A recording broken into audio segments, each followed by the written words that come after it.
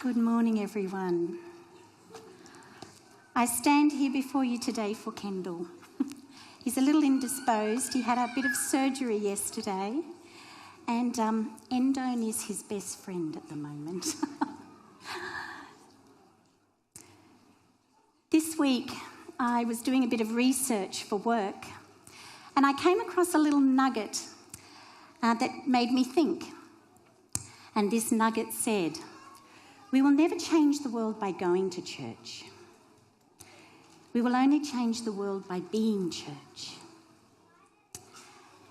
So how do we be church? For the last 8 weeks, we've been focusing on sharing some core ministry values that we hope can help us be church together in greater measure. And you're familiar with them now. Authentic worship. Better turn it on. A lifestyle of worship. Sincere following. Inclusive community. Grounded identity.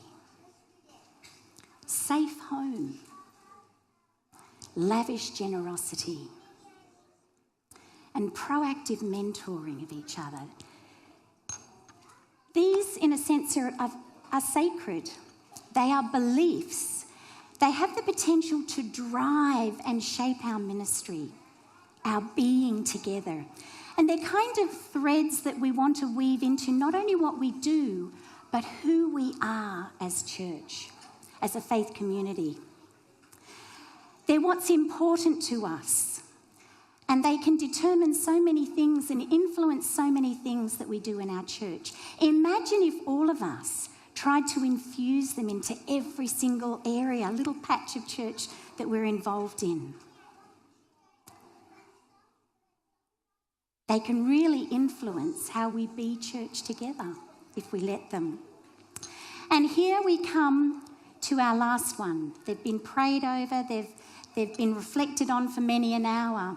And our final one is Spirit-led influence. We prayerfully seek opportunities to show and tell God's story with passion. What does that bring to your mind? There's a few words in there that really resonate with me. You know, Spirit-led, that's a word we have emblazoned on our wall in the foyer. To be Spirit-led is one whole arena. Influence is another big thing there. Prayerfully seeking opportunities to show as well as tell God's story. And there's 2 stories to tell, aren't there? His story, which is history, and then his story in my life. 2 stories to tell. So 2 things, Spirit-led and influence. And I hope in our time this morning we'll come to see that both of those are really important. I love the story that Robert Fulgham shares about how he went to a conference in Greece. He's at a plenary session and the presenter is wrapping up. And as he's wrapping up, he kind of wanders to the window and looks out at the bright light and offhandedly says, "So are there any other questions?" And Robert Fulgham pipes up and he says, "Yeah, I've got a question." He says, "What's the meaning of life?" And everyone kind of snickered and started to pack up, but he raised his hand and he said, "Stop, no, wait. I will answer your question." And he reached into his pocket and he pulled out a round mirror. And he showed them this mirror and he said, "When I was a small child living in Europe during the war, we were very, very poor and we lived in this really remote village. And one day I found a broken mirror from a German motorcycle. I really wanted to put it back together, but I couldn't put it back together, so I got the largest piece. And by scratching it on a stone, I made it round. This piece," he said. And I began to play with it as a toy, and I became fascinated with the fact that I could reflect light into really dark places where the sun would never shine. And it became a game to me to get this light and reflect it into the most inaccessible places. And as I grew up, I'd keep taking out my mirror and having this little challenge with myself. And then when I grew to be a man, he said, I came to realise that this wasn't just a game. It was a metaphor for what I could do with my life. I came to understand that I am not the light or the source of light, but I can reflect the light into dark places. I am a fragment of a mirror. That is who I am. That is the meaning of my life. Beautiful story. I love this story because it expresses so very well what our purpose is. We who can choose to reflect the stunning light of a billion suns, our God, into the lives of other people. That's what I've been called to do. That's what you've been called to do. And as we think about, the darkness that is around us, it's kind of overwhelming, isn't it? So overwhelming. Tornadoes and trauma and trouble and tsunamis and rejection and terrorists and cancer and abuse and pornography and rebellion and infertility. So many layers of darkness seem to be all around us. We paint a really dark picture when we think about our world globally as well as personally. To bring light, to reflect light, is to bring hope, isn't it? We are a hope-dependent people. We need hope in our lives. And oh, what hope we have to share. We've got hope written in our foyer as well, as something that's really, we're hope-filled. And when you're filled, it can overflow, hopefully, when it's filled to the brim. Paul says in 1 Thessalonians, we speak as messengers, approved by God and entrusted with good news. Good news brings hope. Good news brings light. And we've been entrusted. We're invited to reflect it. And Jesus himself, it wasn't even one of his disciples, Jesus himself invited this of us. And these words are really familiar in Matthew 5. Think about them again. You are the light of the world. A town built on a hill cannot be hidden. Neither do people light a lamp and put it under a bowl. Instead, they put it on a stand, and it gives light in the house to everyone. In the same way, let your light shine before others, that they may see your good deeds and glorify your Father in heaven. Let your light shine before others. How does that make you feel? Does it make your knees knock? Does it fill you with enthusiasm to rush out there and do it? Or does it make you feel fearful? Sometimes I think all we can see are the can'ts. I can't do that. Oh, no. The can'ts. I can't do that. I might fail. Light is a really strange thing. When you think about it, we don't actually know what it is. It doesn't really stand for itself. It represents the source. We don't tend to say, oh, there's light. We tend to say, there's a face, there's Denton, or there's a tree. We look at the thing. And when I think about these words, to reflect the light, reflection and influence, I think they capture really well what our role is, to influence others. Because you see, when I reflect the source. I reflect the source. And the source, well, the Lord is my light and my salvation. That's the source. And when I seek to influence, it's kind of the same. I'm acknowledging when I want to influence something someone, that I am not the one who changes a life. That's the Spirit's job. It's not me. I met a lady in America who was highly indignant when someone got baptised that she was not mentioned as being the one who brought them to Jesus.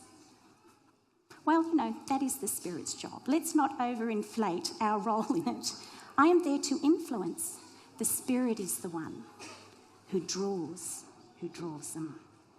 So, if I'm influencing, it's not about what it makes me look like. It's about what it makes God look like with my words and my actions. Influence. When people look at me, do they see the source? Do they see the source? Paul explains it really well in 2 Corinthians 4. And I love this in the Passion Version, a recent release of a Bible version. For God, who said, "Let brilliant light shine out of darkness," is the one who has cascaded his light into us, the brilliant dawning light of the glorious knowledge of God as we gaze into the face of Jesus, who brought God up close and personal. We are like common clay jars that carry this glorious treasure within, so that the extraordinary overflow of power will be seen as God's, not ours. God's. I'm just there to influence. I'm just there to reflect. Our friend with the mirror, he knew that he was not the source of light. He just reflected it. And I love that. I love that about that story. We are not responsible for the light. We're just responsible for the candle that we are. Keeping it lit, keeping it burning, keeping it bowing before God's flame. That's our job.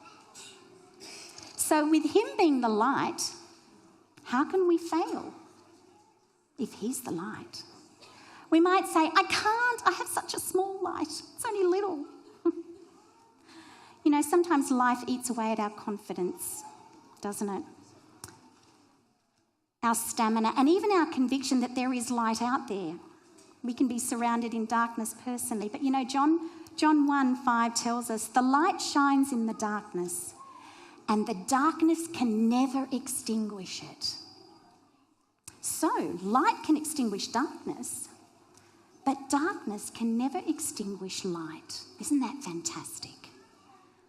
Darkness withdraws as soon as there's one little candle flame. This little light of mine, it might be insignificant, but even one small flicker of light can have a huge influence. And I love those words of Tozer, where he says, if my fire is not large, it is yet real. And there may be those who can light their candle from its flame. Maybe we say, I can't do it. Oh, I don't want to offend. Oh, I don't want to offend. And we've heard or seen, or maybe we've experienced ourselves conversion by concussion. And it puts us off, and we don't want to be like that. So it's actually better that I not say anything at all, because it disrespects the dignity of another. When we were in Tasmania, we were in a small group with a beautiful couple, Jeff and Sue Coe. They came from Korea. And I remember they became Adventists, and she was going back to her family after many, many years' absence. And unbeknownst to her, her mother was incredibly anxious about having found out that her daughter was a Christian. I think she thought this monster was going to walk through the door, and she was very anxious about having her home. Sue arrived, they had a beautiful time together for a couple of weeks, and it was only toward the very end of her visit that her mum shared her angst. And I'll never forget Sue's words that she shared with me about what she said to her mum. She said, oh, Mama, she says, being a Christian, it just helps me love you better. It just helps me love you more. That's a fantastic bottom line. It just helps me love you more.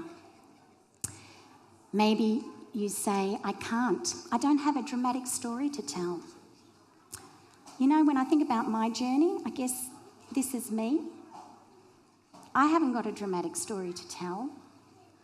I had parents who loved God. They believed in me. And I guess it was a love comes softly thing. I didn't have a radical life and a 180 turnaround in dramatic fashion. I think I'm just working up to my teenage rebellion. But yeah, I don't have a dramatic story to tell. And I think for a while, it's easy to think that that is less significant. And I think the devil wants us to think that it's not real because it wasn't dramatic. But, I've come to realise that light is light, isn't it? And whether it comes in a dramatic way or whether it comes gently, it's still light. And each story, no matter what it's like, is worth telling. Maybe you've said, I don't know all the answers, so I can't share. But oh man, the heart of what we share is not about information, is it? It's not about information. It's about a person. It's about a relationship. That's what we want to share. I am the way, the truth. Jesus is the truth. Truth is a person. I want to share about him. I love the words of Ben now. He's a Christian, and this is what he says about his faith. My faith is quite simple in the sense that for me, Christianity is about being held. It's about being forgiven. It's about being loved. And it's about being strengthened. I'm no longer afraid to say that in the way I was many years ago. Doesn't matter if we don't know all the answers. No one will ever really, really, truly know enough to believe. But at some point, faith takes us further.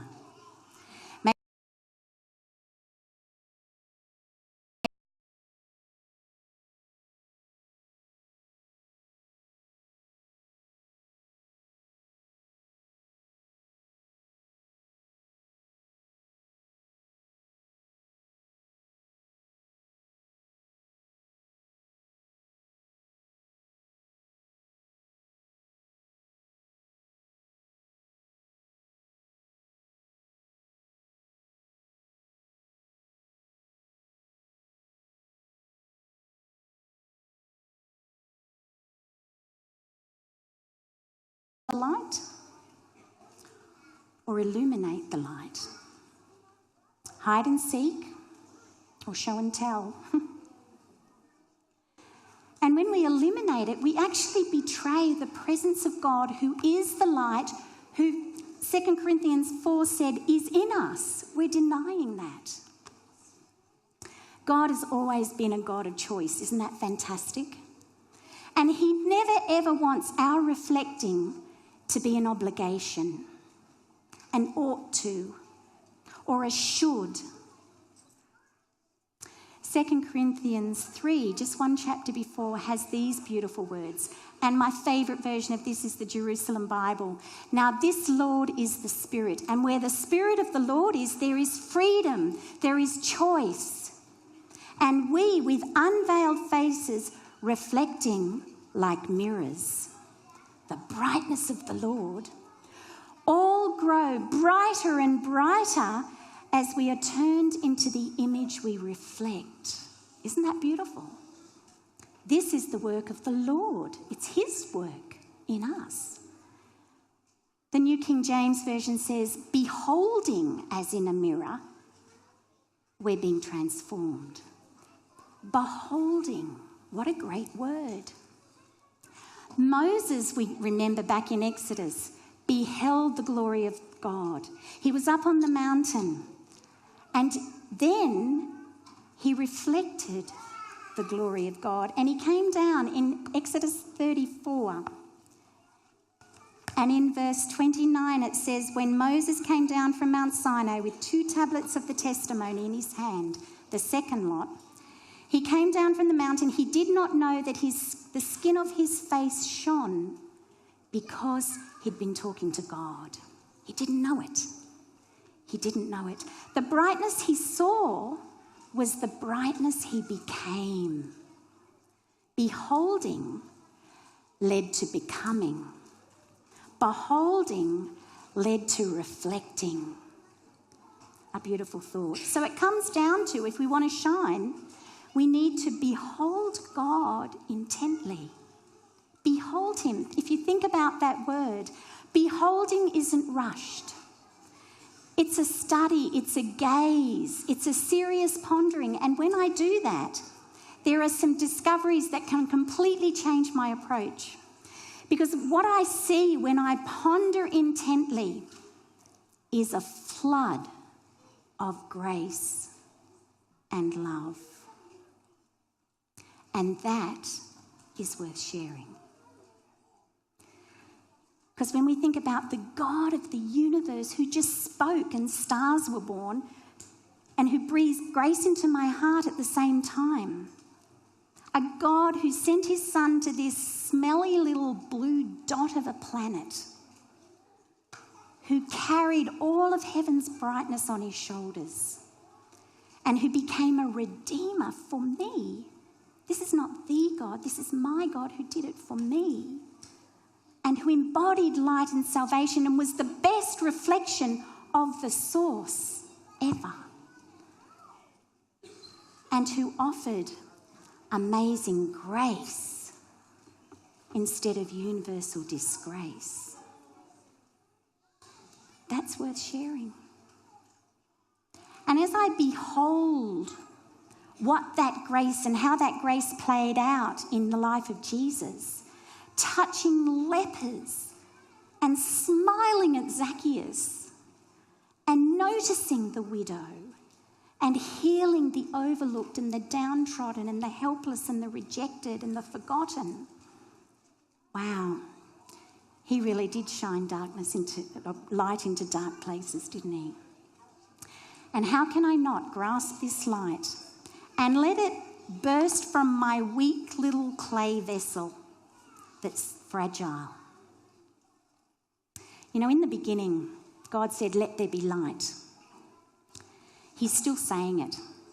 He says, "Let there be light in me, in you."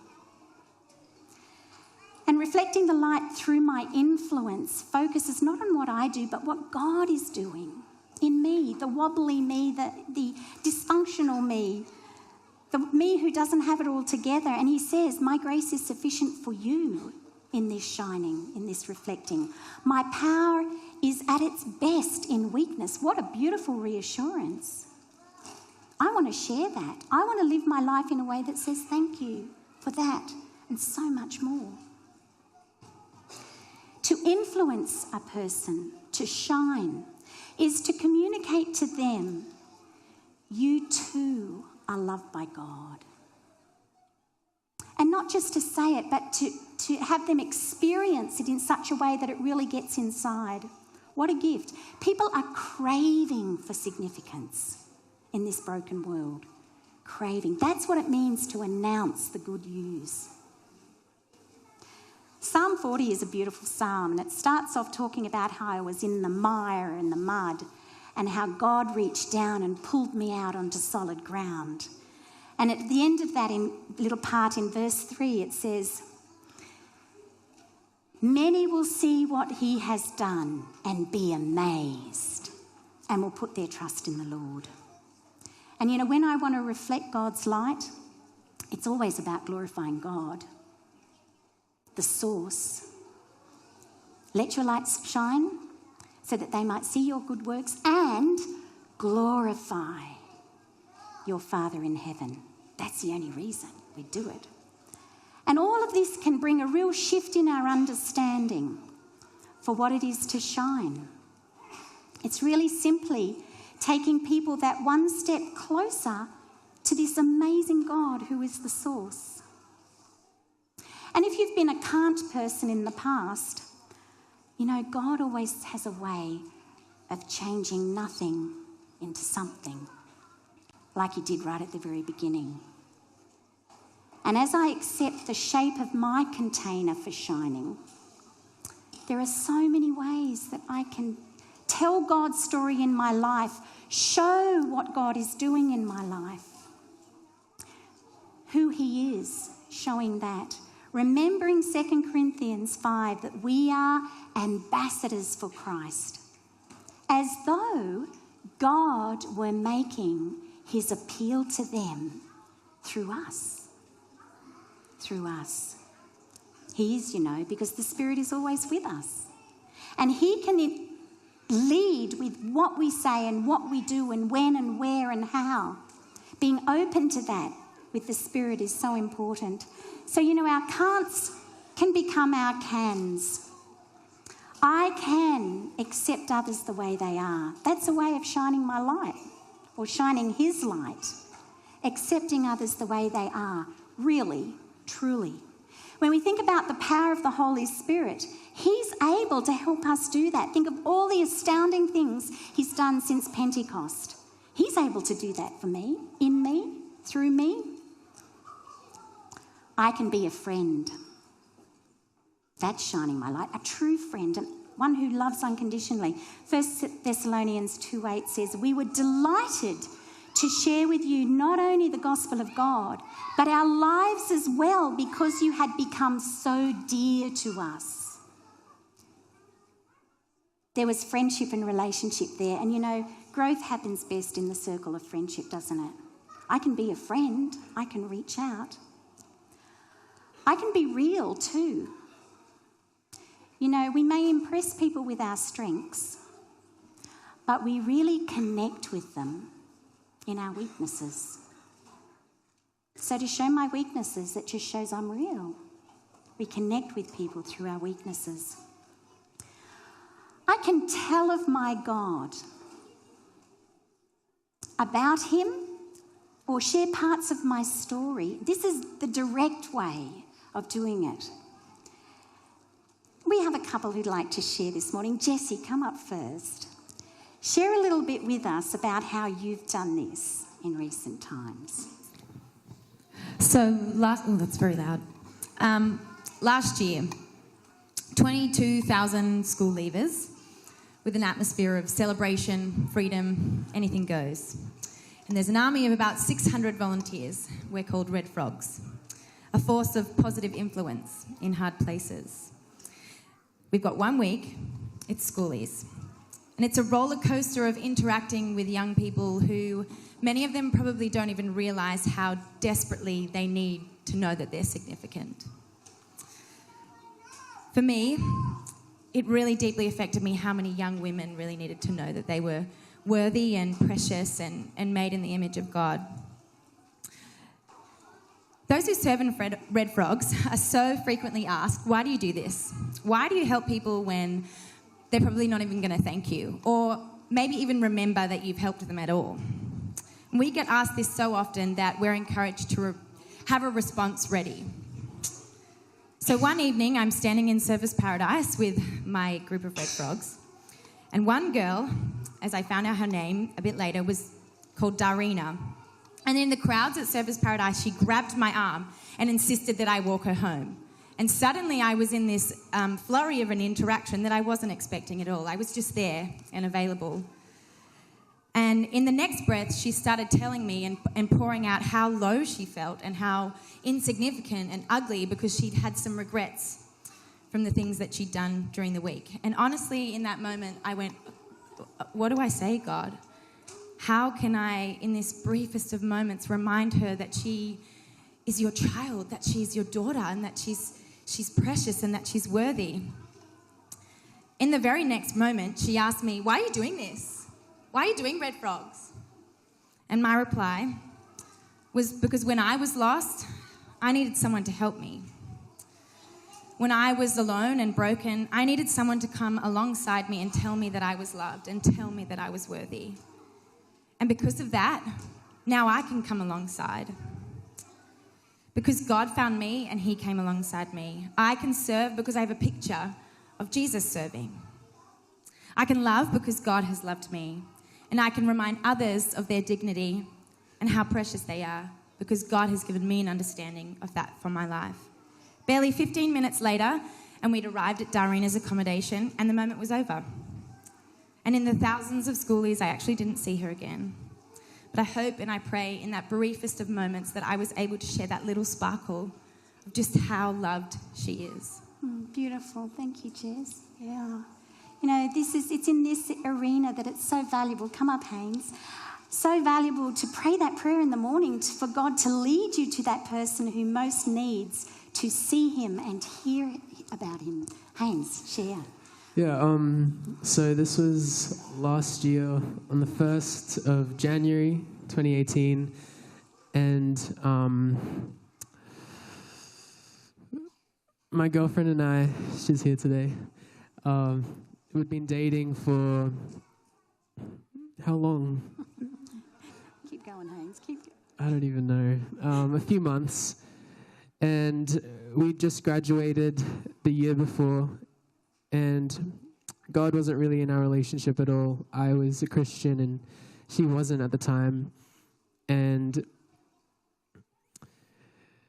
that night we were meant to go to a friend's 18th birthday party, and we'd been out for New Year's the night before, so we were pretty tired, and we were like, okay, well, we need a nap or something. So we went to this shopping center in the car park and just napped for 20 minutes. I had a great nap, but I woke up and she was just crying, my girlfriend. She hadn't napped at all. And I was like, trying to comfort her, what's wrong? And it was just tears and tears, and she just was so broken in that moment. And she went into the bathroom, came out, was still crying, and she just looks up at me, and she's like, what is it about you? What's different? Why are you so, assured, And I just looked at her, and I was like, it's God. And I offered to pray for her that day, and God just worked amazing things. She's here in church, experiencing the grace of Jesus. And yeah, it's really not that hard, guys. Just, be open to the Spirit. It's not me, it's God in that moment using me. Yeah, praise God. Thank you. Spirit-led influence. Spirit-led. So I can just share. I can partner with others. It took 4 friends, each with a corner of a blanket, to bring that friend to Jesus through the roof. It's wonderful to combine with others for a bolder light to do something special. And I can serve and offer hope in the dailiness of life, in the everydayness of life. Yesterday, Kendall showed me this little clip, and it was just so beautiful. I had to show it to you, so let's take a look. I will never forget that cup of coffee. Well, a couple of years ago, I was traveling when my schedule worked out on Christmas Eve. I thought the airport was going to be a zoo, so I got there a couple hours early. It wasn't crowded at all, so for me, that means coffee. So I get down into my Terminal D, and I see the sign, I get in line, and so it's my turn to order. And I was greeted with this very warm and sincere welcome. This woman said to me, "Hi, my name's Lily. What's your name?" I said, "I'm Ryan." She said, "Ryan, what can I make for you today?" I said, "Well, I want a grande pumpkin spice latte." She said, "You want whipped cream on that, don't you?" I said, yeah, I want the whipped cream. She said, "I'll tell you what I'm going to do." She said, "I'm going to make it extra hot, load it up with whipped cream, sprinkle a little nutmeg on top. You're going to love it." I said, "Sounds great." She said, "Where are you going?" I said, "Cleveland." She said, "Are you going back to Cleveland to spend the holiday with your family?" I said, "Yes." Now, at this point, I start looking around for the camera, right? I'm trying to get a latte. So I move down the line, and the conversation continues, and she's funny. She's asking me questions about my family and our holiday traditions. She's laughing, and I'm laughing, and she hands me my drink and says to me, "Ryan, have a safe trip back to Cleveland. Go create some extraordinary memories with your family. When you come back through the Minneapolis airport, I want you to stop here and tell me all about it."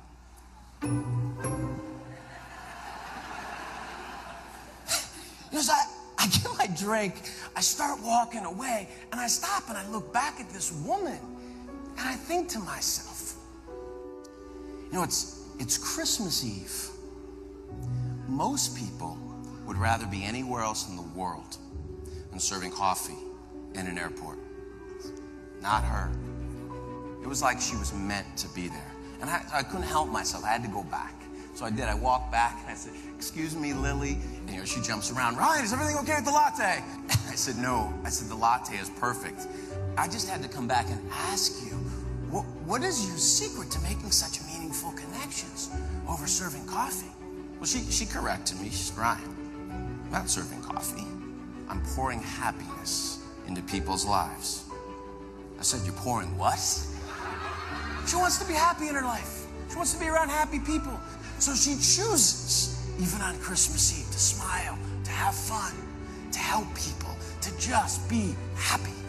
You know, it's interesting, when I met Lily, she would have had no way of knowing this, but I was pretty heavy in the heart and had a lot on my mind. About 3 months before that holiday, I got a call from Mom.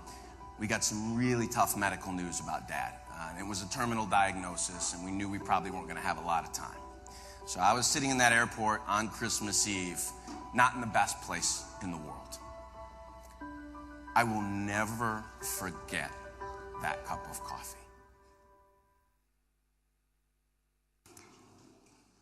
He will never forget that encounter. And it wasn't anything to do because he had pumpkin in it. Didn't she shine? You know, you think of an ordinary thing in the dailiness of life like that. And wow, that takes it to a new level, doesn't it? In terms of really reflecting God. The best reason to be happy. The best reason. I love these two thoughts by Ellen White. They're really kind of sobering when we think about them. The strongest argument in favour of the gospel, the strongest argument is a loving and lovable Christian. And if we would humble ourselves before God and be kind and be courteous and tender-hearted and pitiful, there would be 100 conversions to the truth, where now there is only one. Spirit-led influence. There's a poem by A.S. Wilson, don't know who they are, don't know when they lived, but it kind of has this old world charm about it. But I think it captures something really valuable. Not merely in the words you say, not merely in the deeds confessed, but in the most unconscious ways is Christ expressed. For me, 'twas not the truth you taught, to you so clear, to me so dim, but when you could, you brought a sense of him. Everyone has an atmosphere, Ellen White says. And from your eyes he beckons me, and from your heart his love is shed, until I lose sight of you and see the Christ instead, reflecting the source. That's spirit-led influence. And finally, I can keep trying. Even when it seems really hopeless, trusting that God will do it in his timing. Sometimes we're only a little link in the chain of who the Spirit works on to touch different lives. And again, to have the Spirit directing the timing is everything. So, suppose the people you meet a person with whom they can truly identify. Suppose they find warm, unconditional love and acceptance. Suppose they find personal integrity, but a real compassion for human weakness. Suppose they find one who has purpose in life, who knows where they're going, and who journeys on their way with a sense of joy and a sense of peace. Might they not say, "That's what I want. I want to find what you've found. Help me find the God who seems so alive in you." And many will be amazed at what he has done and put their trust in the Lord. Lights and mirrors, I think they're great metaphors for the ways we can reflect God's heart.